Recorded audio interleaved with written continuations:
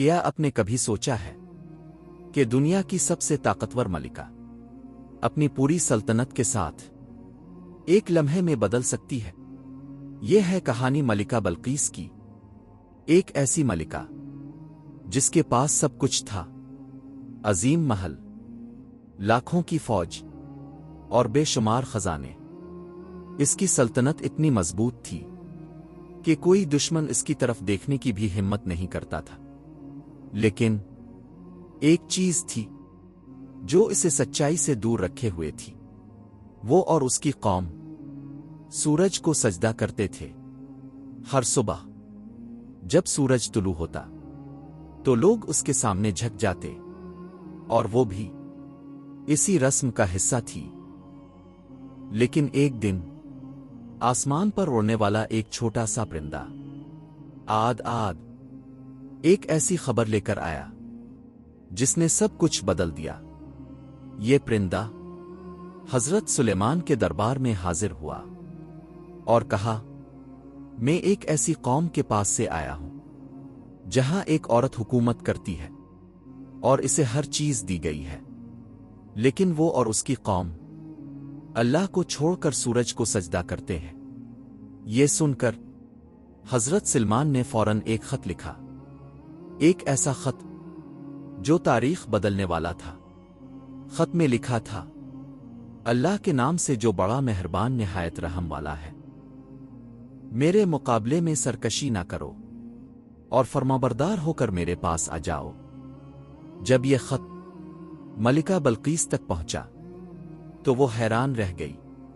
یہ کوئی عام بادشاہ کا پیغام نہیں تھا۔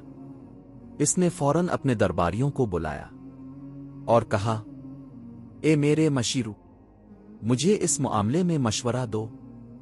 درباریوں نے جواب دیا، ہم طاقتور ہیں اور جنگ کے لیے تیار ہیں، لیکن ملکہ بلقیس صرف طاقتور نہیں بلکہ نہایت سمجھدار بھی تھی۔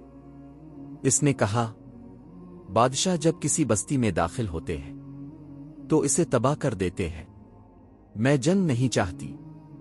اس نے فیصلہ کیا کہ پہلے ایک تحفہ بھیجا جائے، شاید اس سے حقیقت واضح ہو جائے۔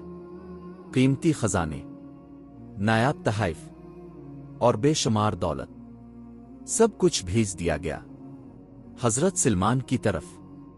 لیکن جب یہ تحفہ وہاں پہنچا تو حضرت سلمان نے فرمایا، کیا تم مجھے مال سے مدد دینا چاہتے ہو؟ جو کچھ اللہ نے مجھے دیا ہے وہ تم سے کہیں بہتر ہے۔ یہ سن کر ملکہ بلقیس سمجھ گئی کہ یہ کوئی عام بادشاہ نہیں۔ اب اس نے خود جانے کا فیصلہ کیا، ایک سچائی کی تلاش میں۔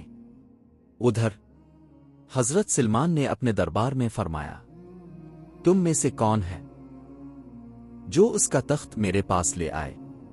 اس کے آنے سے پہلے ایک طاقتور جن بولا، میں اسے آپ کے اٹھنے سے پہلے لے آؤں گا۔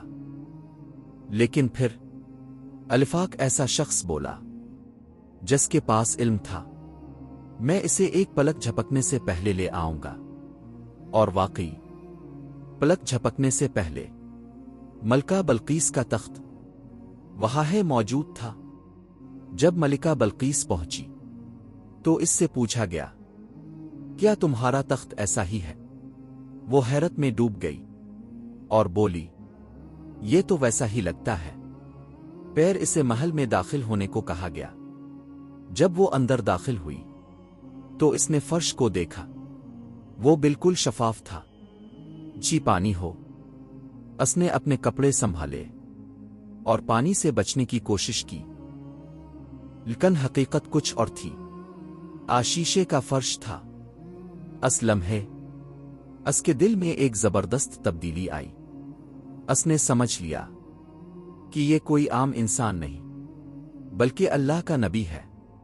اور پھر اس نے وہ الفاظ کہے جو ہمیشہ کے لیے تاریخ میں لکھے گئے، اے میرے رب، میں نے اپنے آپ پر ظلم کیا اور اب میں سلمان کے ساتھ اللہ رب العالمین پر ایمان لاتی ہوں۔